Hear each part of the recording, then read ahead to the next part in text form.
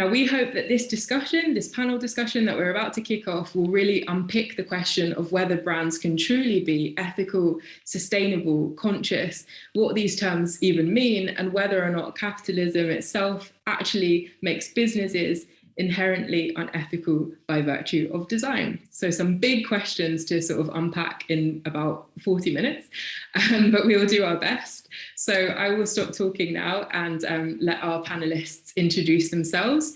As I said before, please use the Q&A box or raise your hand to ask a question in person. You can start as early as now, but for now, over to the panelists. So I will first hand over to Jo to introduce herself if she is online.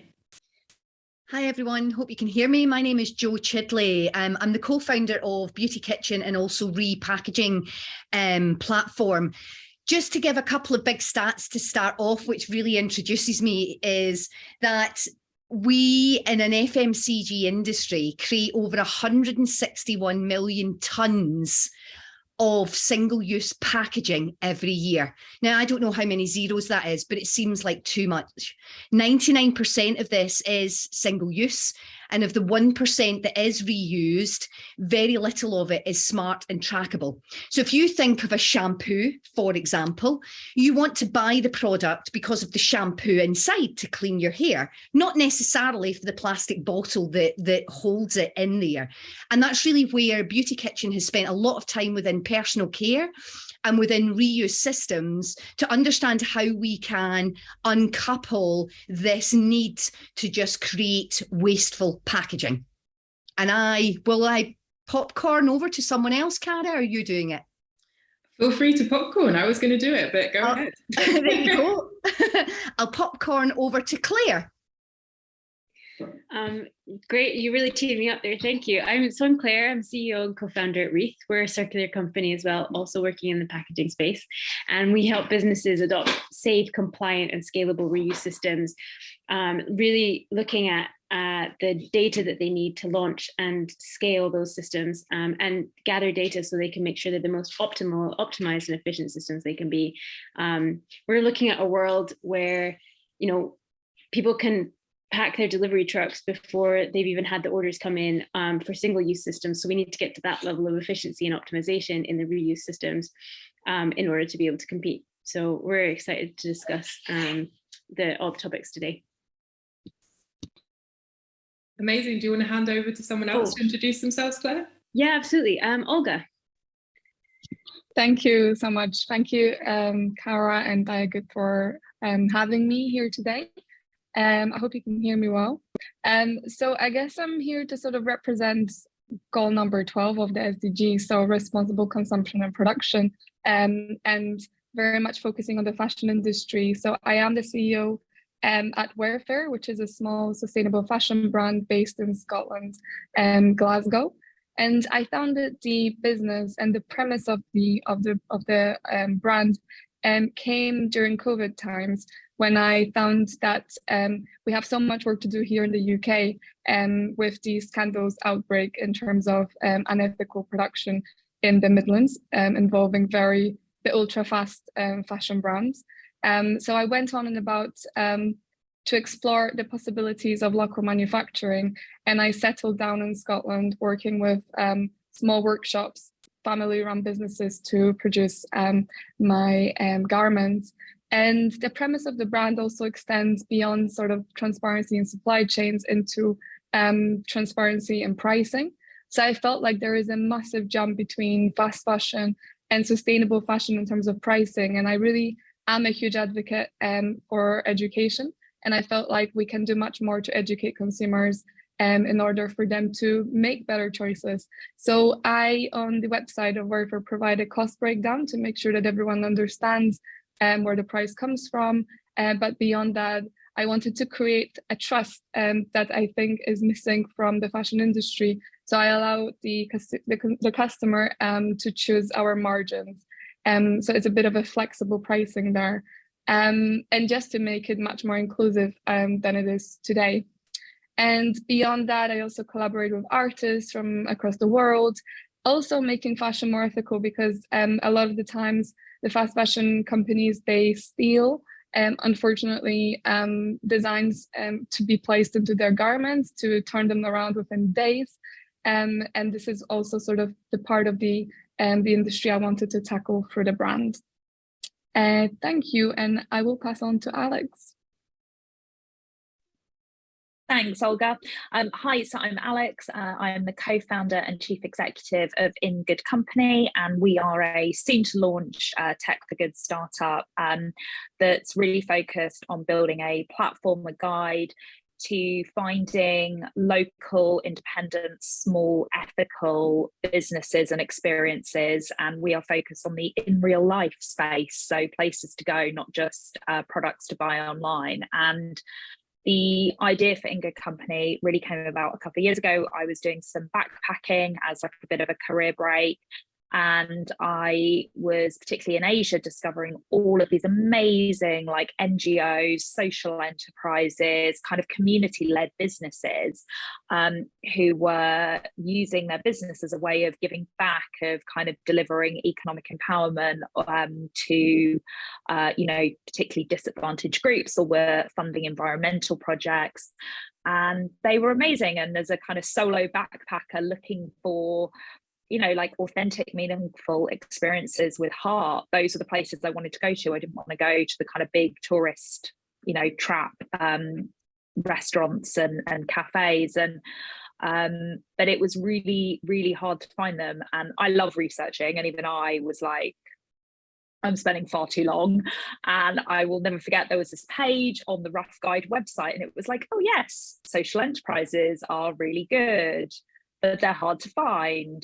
Try Googling social enterprise plus the name of the city you're in. And I was like, this is insane. There must be a better way, because there are lots of people like me who want to support ethical businesses, and they are really hard to find. And so that was kind of where the idea came from. We're focusing on London initially, actually, because that's my hometown, and it's you know, it's a place I know and love, and then expanding out across the rest of the UK. And for us, it's really about saying, actually, there are so many great digital tools to find, assess more ethical products when you're purchasing things online, but actually, how do I find places to go visit in my local area or when I'm traveling around, and to make sure that the businesses that I'm the places that I'm going to are, you know, are doing good, and I'm kind of being part of and supporting what they're doing. So that's really where we kind of come in, and why we were created.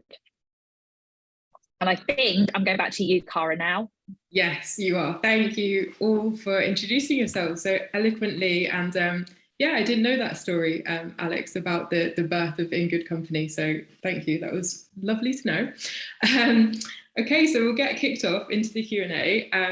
The first question is probably a predictable one, and that is, what is consumer activism, and why should it be an important part of a person's action package or toolkit for action? And you can use examples from your own businesses. And this is a question I'm going to ask Joe and Olga, but others feel free to sort of come in. I don't mind going first, Olga, if you want. So I think it all depends on your own circumstances, because at the end of the day, you need to have money for your independence, whatever that is, whether that's food, rent, energy, you know, electricity, before you then think about what else can I buy. So I think if we take it that all of the basic necessities are done for, and you've got something left over, you know, utilizing money is very much in your power to be able to define or help to define, you know, the person that you are. And everyone wants to be individual, I think. But a lot of the times, convenience, lack of time, you know, and maybe following another crowd plays a big part in that. The way that we've kind of tackled it from a commercial entity perspective in Beauty Kitchen is we want to engage with our industry. So the beauty industry is not known for its lack of consumerism. I mean, let's face it, it's not known for sustainability. but also to be able to demonstrate as a small indie brand what is truly possible. So we're the highest scoring B Corp in Europe and the UK for personal care. We're one of the highest scoring in the world. We actually have 2 impact business models, which is quite rare for any B Corp. Lots of B Corps don't even have one. We also certified. So third-party certification for me is a big driver, just to give the verification. Jo Chidley might say that her products are the most sustainable ever, but it's almost more powerful if you have a third-party verification mark that's also saying the same things alongside the community of what your consumers and your customers are. And when it comes to our community of customers, the way that I formulate, so I'm a failed chemist, I'm a beauty junkie, I love the beauty industry, I love the passion, the innovation, the fact that it's predominantly female-led, and it generally leads the way in diversity. But I do think there's a lot wrong with that industry as well. And the products that we try and create is we create that are multifunctional. So rather than trying to sell 10 products, you know, for a 10-stage process, for example, generally there is a handful of products, or there's just one product that if you asked me what product would I buy that would do lots of different things, and we give that honestly. We also give all of our kind of recipes and encourage people to make their own and create their own beauty products at home with things that would be in their kitchen cupboard. And that's where the name Beauty Kitchen comes from. Olga, it's over to you. I love that. That was great. No, I think when I first thought about this term consumer activism, I even struggled to sort of define it and to put it into words, because I think if you think of activism, you could think of very grand sort of actions. You know, you could think of some protests or picketing or petitions or whatever else. But I think as consumers, we have this sort of bottom-up power to, and I like that word, boycott. So to choose which brands or even countries we purchase from. And you know, if we go against the dubious ethical standards of some brands and we choose to purchase from other brands, which have, you know, more ethical credentials, etc. And I like the title, which says, you know, can our money help businesses put people before planet? I think we should vote with our wallets. That's sort of the bottom line. And I love that expression because as Jo was saying, we have, you know, some money left over, and it doesn't really matter how much we have, because for instance, in the fashion industry, you could be buying from, you know, high-end sustainable brands, or you could be looking into second-hand fashion, vintage fashion. You could be swapping with friends, you could be swapping with family, and you could be doing so much that does not involve a lot of money.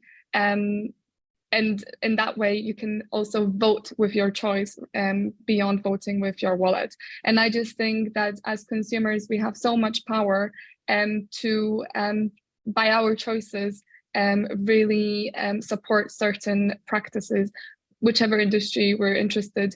And I know I often get stuck on fashion because that's where I work. I'm obsessed with it. And then we should also kind of look beyond. So there's, you know, I've started looking into sort of bar shampoos and things like that, because I think I can do more. And as it becomes more accessible, I think we should all start being these activists, citizen activists, rather than just consumers. And I think there is a lot of choice that is popping up, and it's very accessible. So in that way, we have no excuse. I completely second that. We do have no excuse, particularly now we know that, you know, all of you and your wonderful businesses exist. And I think the main reason I asked both Jo and Olga that question is because beauty and hair products and sort of personal care products and clothes are obviously things that we need and things that are essential. And, you know, you can see them as a luxury, but also mostly we see them as essential. So I think having knowledge that real brands that are not greenwashing, which we'll come into later, exist, that are creating ethical, sustainable products, I think that's always really encouraging because it makes things super easy. We need to buy shampoo, we need to buy soap, we need to buy clothes and t-shirts. So thank you for that. That was great. We had a question about sustainability in the Q&A chat. And it was, how do we define sustainability? But I'd also like to build on that with a question that I get to ask as a moderator's privilege. And that is very similar. What is the difference between circular economy and the concept of circularity or conscious production, and how can people check whether purchasing choices are truly ethical at all levels in the supply chain? So it's expanding a little bit on the sustainability question. And I'm going to hand that over to Claire first, and then to Joe. Cool. So there's some fantastic developments in supply chain traceability tracking. There's some companies like they'll basically track everything in the supply chain and let you as a customer access information about that. In terms of the world of beauty, I think Cult Beauty offers this in partnership with Provenance. Yes, Provenance. Having mind blank in the day. With Provenance. And for me, that's incredibly empowering as a consumer. I also always take the view of, like, obviously, I don't mean to be particularly cynical, but obviously in the last few weeks, we've seen a lot of greenwashing being played out in the press. We've seen a lot of companies like H&M get their green credentials really questioned and actually had to pull back their marketing campaigns. And so for me, I always ask myself, is what I'm buying requiring virgin materials to be made? Obviously, in the case of things like shampoos, you're not going to be having recycled content in the actual product, but you absolutely can in the packaging. Or in the case of clothes, is it brand new materials, or is there any recycled content in there, or am I buying secondhand? So I think that's like a very quick kind of sense check I always do when it comes to purchasing stuff new myself. That's super helpful. I hadn't really thought about it in that way. I think, yeah, the concept of circularity and circular economy and sustainability as a whole seems so meta and big. So I think breaking it down into sections like that, Claire, is incredibly helpful. And I don't know if anyone else has anything to sort of build on that. Maybe Joe. Yeah, I don't mind building on that. I mean, I think what we know already is that there's a certain number of resources in the planet, yeah, and we keep using them.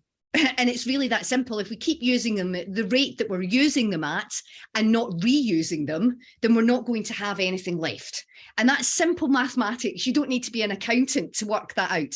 Because a lot of the times, I think big companies in particular, when we have been interacting with them, is that they want to wait for more data and wait until they understand targets or understand, to the nth degree of detail. But if you can bring it back down to really simple terms, it prevents you from being paralyzed into action. And that's what I'm always really conscious of. I think when people start talking about conscious consumerism and we should stop buying stuff, I'm not really sure that speaks to any human being in a positive way.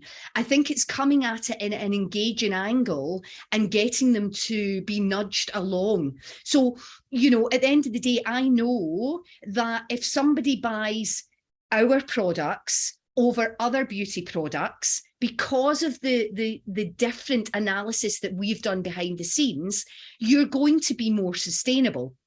But that isn't really a nice thing to say. It's like, come and buy my stuff, don't buy somebody else's. But the point here is, if I then engage with the industry, which is what I'm doing, I'm trying to help other businesses within the beauty industry to make some of these simple changes.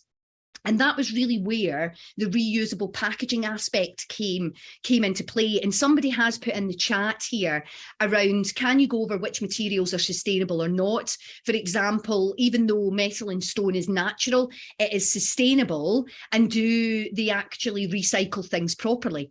But let's be clear about the science here, yeah? When it comes to entropy, and what I mean by that, if you think of a glass bottle and you crush it down to recycle it and then build it back up, rather than a glass bottle that has been washed, dried, and has the appropriate cleaning protocol to then be reused. You don't need to be a scientific person to know which one uses less energy, which one uses less resources. So I think what happens is that greenwashing, marketing, tend to look at some of these things and try to find a way to make money to commercialize it. And that's really from an industry, that's in every industry across the globe. And for me, that's worrying. But I think it's almost a distraction when we talk about greenwashing, rather than focusing in on, let's try and make things more circular. There's always going to be greenwashing. It's always going to happen, even when we have a more circular economy. To comment on that, I think the point that Joe's making is a really important one. Is like, everyone's always going to have preferences. Everyone has different types of hair. Everyone has different colors of skin. Like, we all have different product needs. And so the idea that like one brand will do it all for everybody isn't feasible or realistic. And what we need to do is try and, as an industry, and I mean that beyond the beauty industry as well, but like across globally, we need to increase those standards and those expectations from consumers. I completely agree. And I think something that sort of, I guess, seconds that in terms of different industries and their different approaches and the different requirements of different types of people is how to sort of unpick this concept and sort of cut through the greenwashing noise in the hospitality or experience spaces. So for example, you know, going to dine out or going to the cinema or any sort of experience, because I think while it's difficult with products to sort of, see if they are truly doing what they say they're doing, particularly in restaurants and other areas where you don't know where the products are coming from, you don't understand the supply chains, it can be, I guess, difficult. So I don't know, Alex, if you have anything to sort of come in on with that. Yeah, thank you. And I obviously support and echo a lot of what's been said. And I think in many ways, the kind of hospitality experience space is maybe catching up with some of the product work that's been happening. And I think that's partly just due to the nature in which we research and purchase products. We can go online, spend some time really looking at stuff. And I think what you're starting to see though, and what's been really interesting is that a lot of it is being led actually by the food industry. So if I take the food industry as an example, there's been a real resurgence and movement in the kind of, how are we using seasonal produce? How are we sourcing locally? How are we minimizing our food waste? And actually a lot of that, I think if you're in the UK, you especially will see that that's coming from the chefs, and the restaurants themselves are driving that.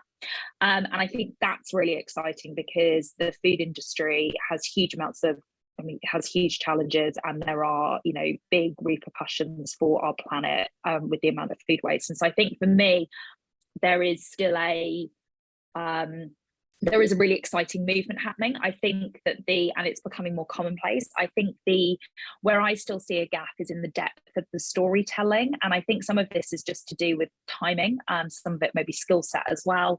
But if you even roll back like 5 years ago, I don't think anybody, like 5 or 6 years ago, we weren't even really talking about supply chain at all. Like, people didn't really talk about it as consumers, and now you can't get away from it. And I think for me, one of the big things with hospitality and experiences that I want to know is, I love seeing places that have a living wage sticker in their shop window. I think that for me fundamentally is like the number one thing. Are you a business that pays your staff well and treats your staff well? Because that really matters. And that's the kind of place I want to be a part of. And then I think you're starting to see more businesses that are talking about actually what they're doing with their waste product. They're describing who their suppliers are. They name them on the menu. So where their meat comes from, if you happen to still, eat meat, why they're serving certain things because they're in season, what they're doing with their waste. And there's some real innovation happening. I also, for example, think, and this is where you get into sort of more of the circularity in that space, but are they partnered with the likes of Too Good To Go or Olio? So when they do produce waste, are they then finding a way of reusing that? And there's some incredible innovation happening in other sectors like the coffee industry. So people who are partnering to have their coffee shops who are partnering to have their waste coffee grounds sent to be turned into biofuels, which I think is an incredible innovation, because it's like, that's properly one man's trash is like another person's treasure. And so I think, when I'm looking at does something feel sustainable? And for me, often sustainability is around, clearly is very heavily a term that's really linked to the environment. I want to look at I look at through three lenses. So how do they treat their people, their employees? What are they doing there? Are their workers paid fairly? Does that go all the way through their supply chain? Who are the people they're employing?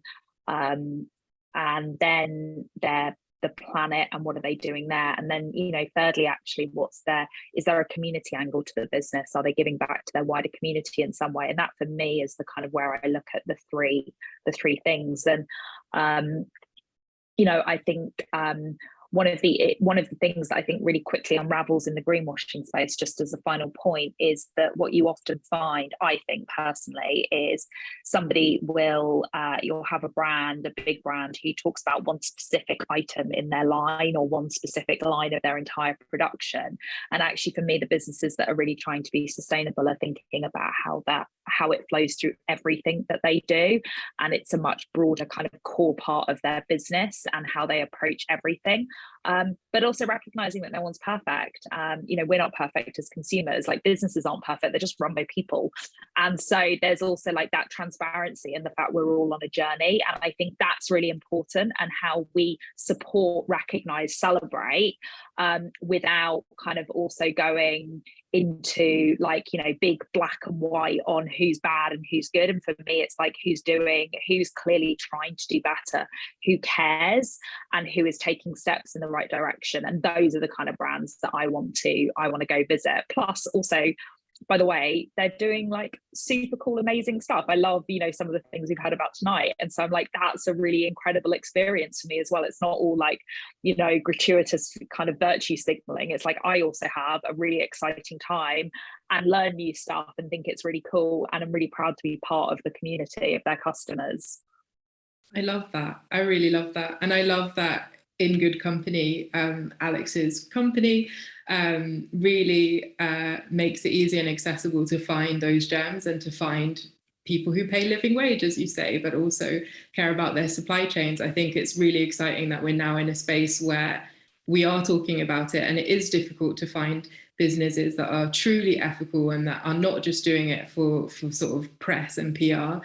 But I love that we're all working in a space where we're trying to shout out those people that are doing good things and that are really trying to put people and the planet first. So I love that.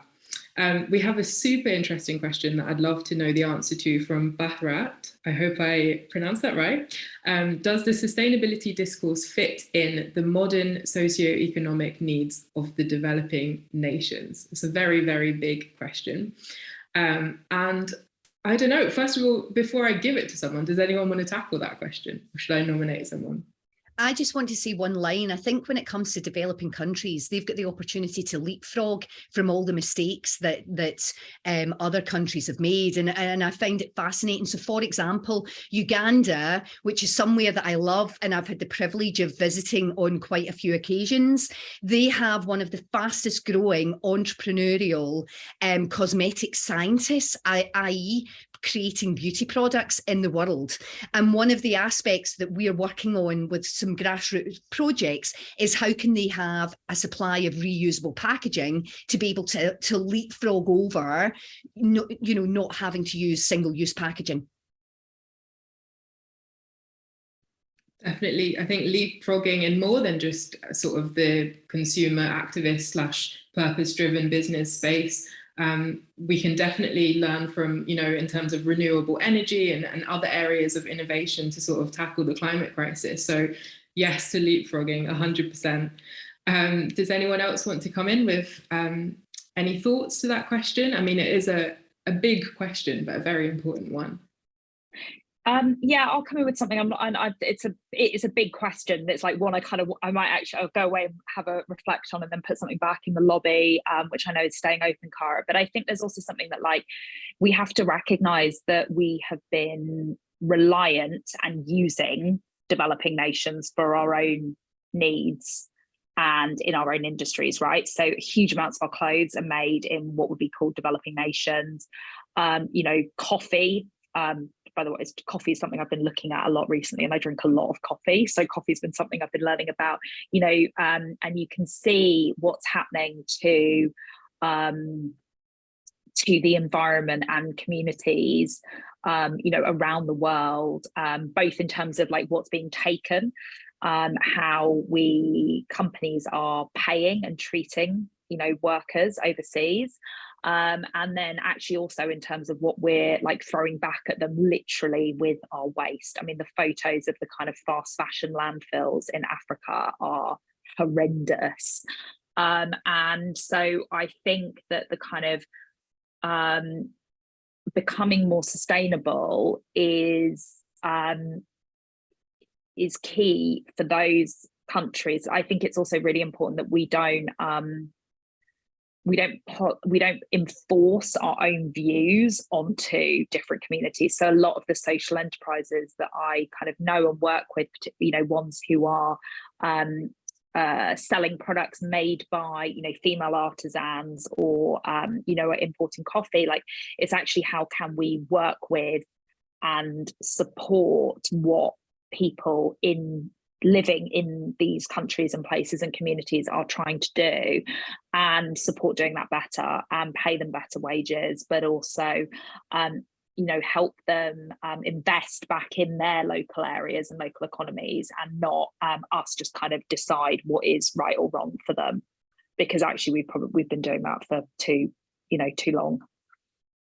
I completely agree, and I'd also like to add that I think particularly in developing countries, there are a lot of models that really work that we can actually draw from. And I think it's a matter of, yeah, as you say, Alex, like taking a justice lens and I guess an equity lens and seeing what actually is happening there, and not assuming that because, you know, everyone's sort of now more conscious about sustainability because it's starting to affect us in Europe, that we have all of the solutions, because actually often indigenous peoples and people living in places that are more prone to crises are actually very, very good at adapting and very, very good at protecting our planet, much more than, you know, the global north has historically. So I love that. We are sort of running out of time, so I'm going to group some of these questions. We had a great question from Sally about inflation, and obviously I guess the energy crisis as well. People have less money to spend. So how does that affect consumers and the ability to sort of, I guess, be more picky with your purchases? We also had a question from Sarah about how we can work together as different players in the sustainability space to better accelerate consumer actions and change. And I want to group those questions all into a bigger question about capitalism as a whole, because I think there is a question as to whether or not there is a line to be drawn between consumer activism and overconsumption. If we can even use, I guess, our purchasing power as a form of activism, and is there in fact no ethical consumption under capitalism? I think all of these are very big questions, and particularly now when people are feeling the pinch. Is it possible to actually be sustainable? I think that's a key question that needs to be answered. And I will pin that over to Olga, because I just saw you unmuted. Yes. I do believe it's possible. I believe that under capitalism, we all have choices we make. and we can make better choices, or we can make the unethical choices in terms of how we produce, what we produce, how we deliver it, how we communicate it. And I mean, we're all operating under capitalism, and we're all doing amazing things, and we are competing, but in a very different way. I think we're differentiating each other. We are bringing new products into the market, and we are allowed to do it because of this free market. And I think these principles are amazing, and I think we should stick to them. But of course, we cannot control how people behave, and there will always be the odd ones out. And I think the more we push for change, the more we can actually capitalize on capitalism, if that makes sense. So yeah, I'm not sure if there is an alternative, or if it's coming very soon. But I think even under the system as it is, we can still push forward for better choices. Definitely. Yeah, I think so. This is the system we're in. So I hope so. But does anyone have anything else to sort of add to that, to sort of build on it, maybe to come at it from a different angle? I see quite a few people waiting to speak. So first come, first serve. I can jump in there. I get overwhelmed with the idea that the only way to make a difference is to overthrow the entire system. I think that's a way to create paralysis. But I do believe that the system is fundamentally skewed and badly designed. So if I take things like packaging, at the moment, you as a taxpayer are subsidizing a single-use system because you are paying taxes to have a waste infrastructure that predominantly burns, incinerates, or poorly recycles and downgrades packaging. We have to ask ourselves why we let that happen and why that is continuing. And, you know, to come back to Sally's question about inflation, why are we choosing to spend our resources in that way when really we should be asking why we can't get the products we want and need delivered in a way that doesn't have that kind of overhead attached to it, where it's literally going into junk and then contributing negatively to our long-term climate objectives, the pollution in our countries and the air that we breathe. Like, to me, that's a fundamentally badly designed system. So I actually wouldn't put that back to capitalism. That's just a badly designed system. And for me, that's an intervention that makes a lot of sense to tackle first before we go and try and overthrow the entire capitalist system. Yeah, I completely agree. But I also think that we can do things simultaneously, work with what we've got, but also try and amend it to some extent, because there are definitely some pitfalls. So yeah, I think it's not really an either or from my perspective anyway. It's definitely like let's work with what we've got, but then also like try and make it even better and function in a way that is just and that isn't exploitative. We are almost out of time, but I do want to also pull on Sally's question about inflation, and I'm guessing as well the sort of energy crisis and the fact that people have less money, and pair it with the final question about greenwashing, which we've spoken about quite a lot, but not necessarily in relation to inflation. So I wanted to ask primarily Olga, but others feel free to come in. We've got about 4 minutes to answer this question. And how do people or consumers, how are they able to sort of cut through the noise, particularly from big brands such as H&M, who traditionally have more competitive prices, particularly Shein now with sort of ultra fast fashion. And I'm sure there are other examples outside of the fashion industry as a whole.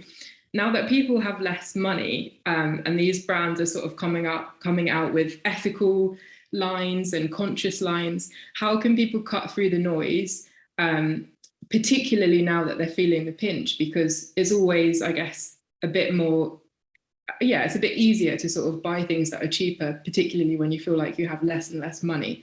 So how can we sort of battle that in this current context that we're living in? And that's for Olga first. Yeah, thanks, Cara. That's an amazing question. And I was actually reading the news in the fashion industry precisely about Kourtney Kardashian being the new sort of sustainability ambassador for Boohoo. And I mean, it's incredible to call someone a sustainability ambassador, where you're releasing 40,000 styles from the top of my head a year as a brand, as an ultra fast fashion brand.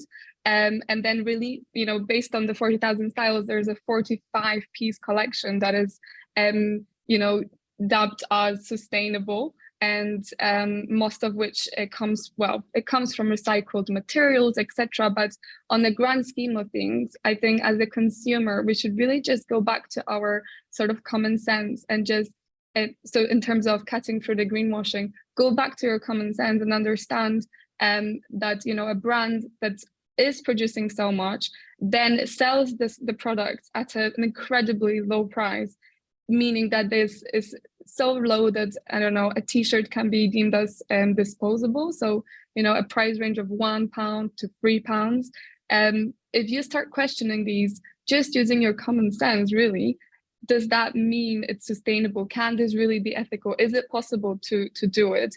And I always sort of go back to the websites that brands have, and I go on there and I try to research a little bit in terms of what do they have under that tab of sustainability, and how much detail do they go into, and can I really trust that information? Do they give enough for me to be able to buy into what they're saying?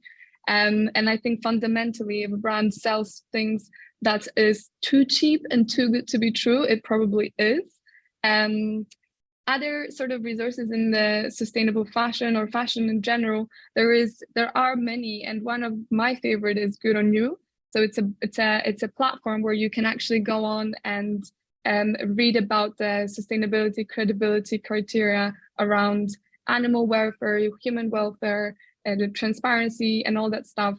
And it's rated. It gives you sort of a score based on all that. And I think it's a very fast way to cross-check a brand that you might be interested in purchasing from, because even seemingly sustainable brands score pretty badly in there. So it's an interesting way to double check. But I think quite generally, I would always sort of go back to my common sense and just double question what I'm reading, and does it really make sense what they're sort of claiming.